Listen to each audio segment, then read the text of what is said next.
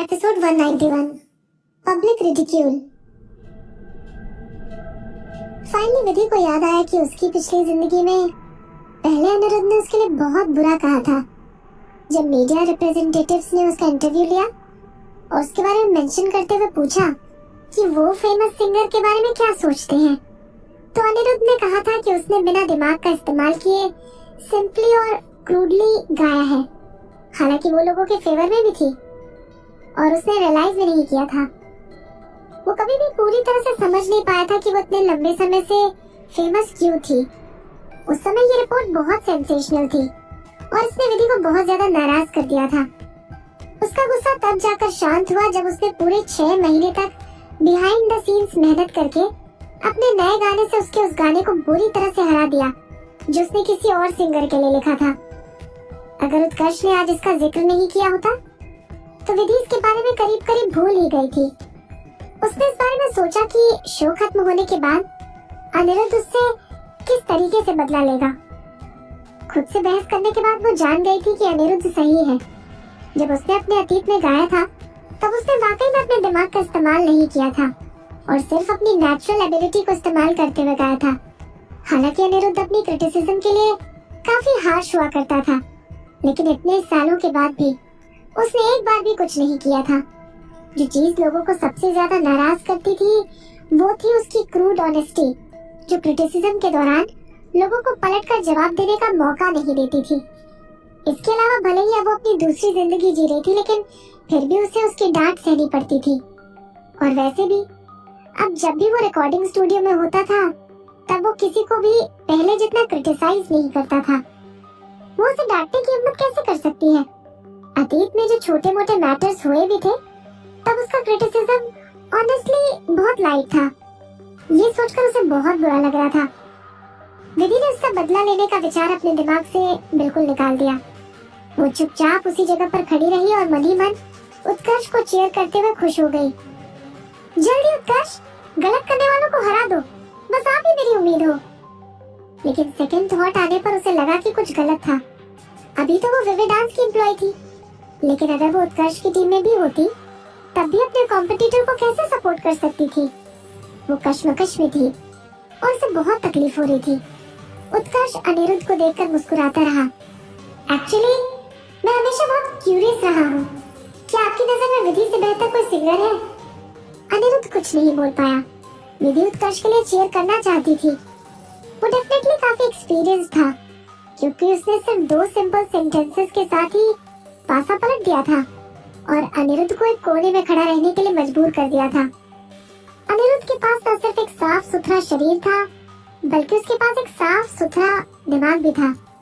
वो ये कहते हुए अपने एथिक्स के अगेंस्ट कभी नहीं जाएगा कि एक रैंडम सिंगर विधि से बेहतर थी।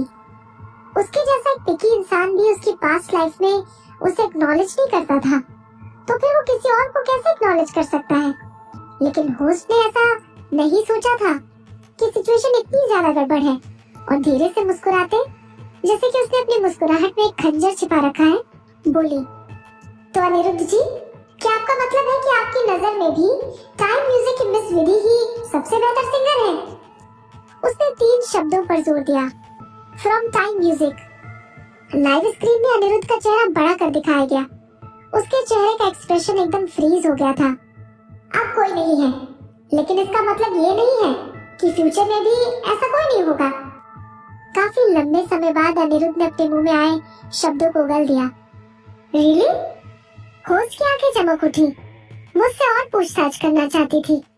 अनिरुद्ध जी, आपको क्या लगता है कौन है ऐसा जो विधि को सरपास कर सकता है? किसके चांसेस ज्यादा हैं? क्या आपके दिमाग में पहले से ही कोई सूटेबल कैंडिडेट है? जब तक उसने अनइंटेंशनली ऐसे एक्ट किया जैसे कि वो भीड़ को देख रही है। पिछले कुछ सालों में सिर्फ एक ही न्यूकमर ऐसी है जो अपनी ट्रेनिंग पर पूरा ध्यान दे रही है और वो है मिस विदुषी शर्मा। क्या ऐसा इसलिए कह रहे हैं क्योंकि आपको लगता है कि फ्यूचर में मिस विदुषी शर्मा दीवा विधि से आगे निकल जाएंगी? पल भर में ही सभी कैमरे विधि पर फोकस कर दिए गए थे। अब उसने स्ट्रांगली एक्सपीरियंस किया कि कुछ भी गलत किए बिना इस तरह से अटैक किए जाने पर कैसा लगता है। क्या एकदम शुरुआत में उसने दीवा विधि के बारे में बात नहीं की थी? भले ही उसे टॉपिक्स को बदलना पड़े, लेकिन अब उसे अपनी जिंदगी के बारे में बात नहीं करनी चाहिए। वो सिर्फ एक छोटी सी न्यू कवर थी और इस तरह के खतरनाक कंपैरिजन नहीं कर सकती थी। कोई भी इस तरह के सवाल का जवाब कैसे दे सकता है? विधि सोचते समय एकदम शांत थी। अनिरुद्ध, बेहतर होगा कि आप फालतू बकवास ना करें और ये ना ही ऐसा कुछ कहें कि मैं विधि से आगे निकल जाऊंगी। ये सुनने में काफी एरोगेंट और घटिया लगेगा। एक न्यू कवर होने के नाते डेफिनेटली मेरे करियर को खत्म कर देगा। आपको ऐसा भी नहीं करना चाहिए कि मैं उसे सरपास नहीं कर सकती हूँ। इससे और भी ज्यादा बड़ी प्रॉब्लम खड़ी हो जाएगी। लिटरली ये मुझे लोगों की नजरों में एक लाफिंग स्टॉक बना देगा। जितना ज्यादा वो इस बारे में सोचती थी, वो उतना ही ज्यादा विधि के लिए क्रेजी हो जाती थी। हालांकि अभी उसके चेहरे का एक्सप्रेशन एकदम शांत था, लेकिन उसका दिल बहुत अनईजी फील करने लगा था। उत्कर्ष ने नेचुरली उसकी तरफ देखा। अनिरुद्ध के होस्ट को जवाब देने का इंतजार किए बिना उसने होस्ट के सवाल को इंटरप्ट कर दिया। मिस विदुषी, मैं अभी भी वही कह रहा हूँ जो मैंने पहले कहा था। I welcome you to join Times Music. उसने बड़े प्यार से कहा और मुस्कुरा दिया। उसके इंटरप्ट करने के बाद होस्ट भूल ही गई कि उसने क्या पूछा था और आगे उसे क्या क्या पूछना था। उसने टॉपिक बदल दिया। वाह उत्कर्ष जी, आज की रात ये दूसरी बार हुआ है जब आपने मिस विदुषी को अपनी कंपनी को ज्वाइन करने के लिए इनवाइट किया है। क्या आप खुले तौर पर मिस विदुषी को रिक्रूट करने की कोशिश कर रहे हैं? ऐसा लगता है जैसे कि हमारी मिस विदुषी को न सिर्फ उनके फैन बल्कि प्रोड्यूसर्स भी बहुत ज्यादा मान देते हैं। तो फिर विदुषी जी, क्या आप कुछ कहना चाहेंगी? क्योंकि अब दोनों gold star producers mister Aniruddh Bhaskar और मिस्टर उत्कर्ष सिंह आपको अपने पास रखना चाहते हैं। आप कैसा फील कर रही हैं? Do you feel touched?